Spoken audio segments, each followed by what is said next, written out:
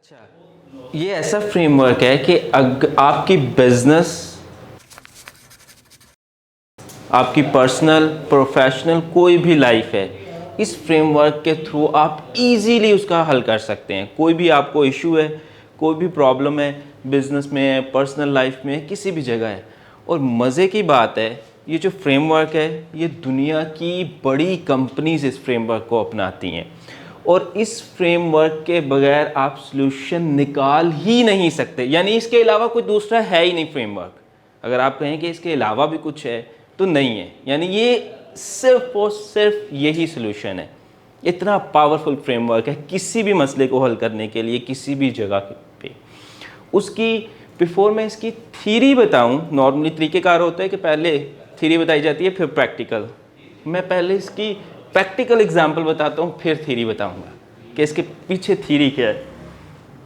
Amazon ظاہر ہے سب کو پتہ ہے، امازون کا ایک بڑی کمپنی ہے اور یعنی دنیا کی ٹاپ کی کمپنیز میں آتی ہے. تو امازون کو جب پرابلم آتا ہے انٹرنل بھی، اور جب پرابلم آتا ہے اپنے سیلر کے ساتھ بھی. انٹرنل تو آپ لوگ نہیں دیکھ سکتے، اس کا جو سیلر کے ساتھ پرابلم آتا ہے وہ سالو کیسے کرتا ہے.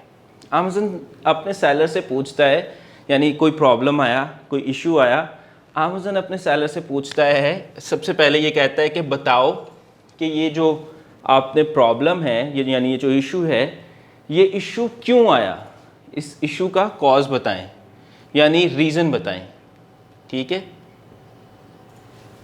کہ یہ آپ کو پرابلم کیوں آیا. سب سے پہلی بات امازون نے یہ پوچھی.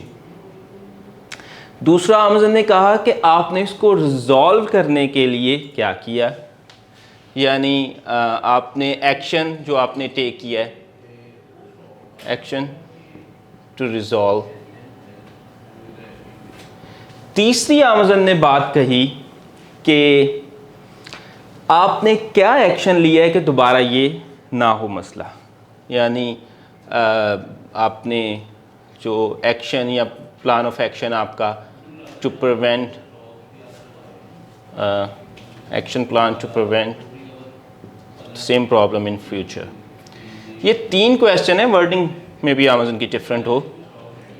یہ 3 کویسچن امازون پوچھتا ہے. یہ 3 کویسچن میں اگر آپ غور کریں، پہلا کویسچن سب سے پہلے پرابلم آئیڈینٹیفیکیشن کا ہے. پرابلم آئیڈینٹیفیکیشن پہلا پرابلم. دوسرا پرابلم اس کو حل کرنے کا. فار ایگزامپل کسٹمر کا آپ نے ریفنڈ کرنا ہے، تو کسٹمر کے مطلب اس کو چیز ڈیمیج ملی ہے تو ریفنڈ کریں اس کو.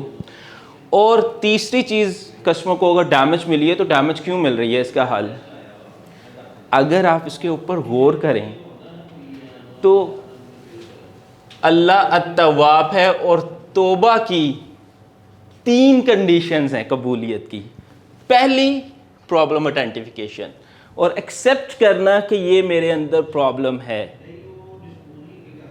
دوسری توبہ کی کنڈیشن، یہ جو فریم ورک ہے نا توبہ فریم ورک، اس میں دوسری کنڈیشن ہے کہ آپ نے اگر کسی کے پیسے مارے ہیں تو اس کو پیسے واپس دیں. کسی کا دل دکھایا ہے تو جا کے اس کو پہلے معافی مانگے اس سے، ادروائز توبہ نہیں ہوگی.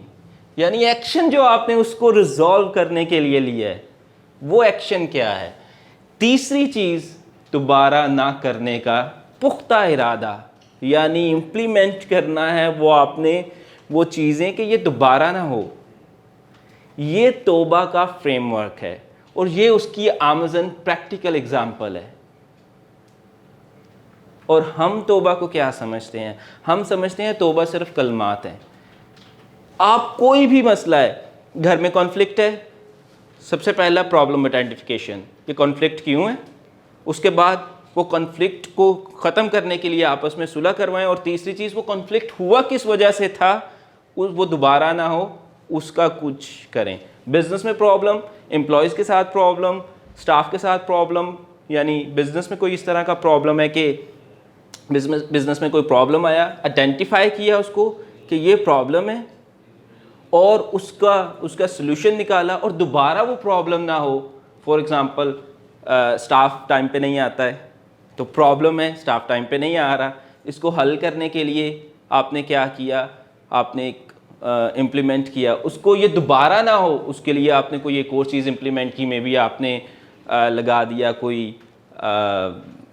فیس ریکگنیشن جو آپ کا سائن ان کرے, تاکہ اب کوئی لیٹ ہوگا تو یہ ہمارے پاس سلوشن ہے. یعنی اس فریم ورک کے تھرو آپ اپنے سارے مسئلے حل کر سکتے ہیں, اور اس کے علاوہ دوسرا فریم ورک ہے ہی نہیں اس دنیا میں. کیوں نہیں ہے؟ کیونکہ اللہ تعالیٰ نے یہ نظام جو ہے یہ سارا ایک فطرت پہ بنایا ہے, اور اللہ تعالیٰ کے سارے جو ہمیں سلوشن اللہ میاں بتا رہے ہیں وہ بھی فطری ہیں, اور وہ ان سے ذرا بھی ہٹ کے آپ کو سلوشن نہیں ملے گا. سو یہ توبہ frame work one of the best frame work ہے.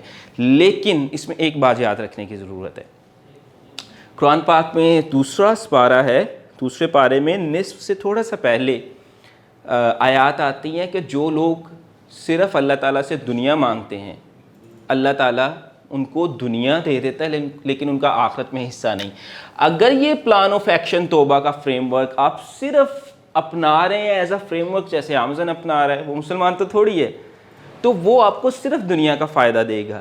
لیکن اگر وہ اس لیے اپنا رہے ہیں کہ آپ کو آخرت کا بھی فائدہ ملے, ساتھ ہی اگلی آیت آتی ہے, اور جو لوگ دنیا کے ساتھ اپنی آخرت بھی مانگتے ہیں اللہ تعالیٰ ان کو ان کے حساب سے دے گا.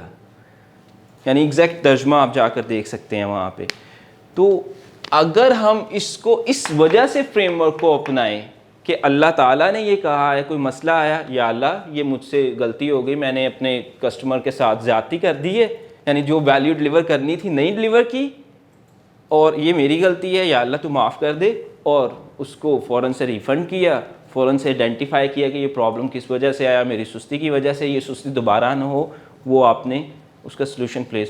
تو یہ اصل میں توبہ کا پریکٹیکل یعنی اس کا عملی نمونہ یہ ہونا چاہیے. ایک تو الفاظ کے ساتھ نیت ہونی چاہیے, اور دوسرا یہ پریکٹیکل اس کی پریکٹیکلٹی اس کی یہ ہے. اس کے تھرو آپ دنیا کا ہر مسئلہ حل کر سکتے ہیں.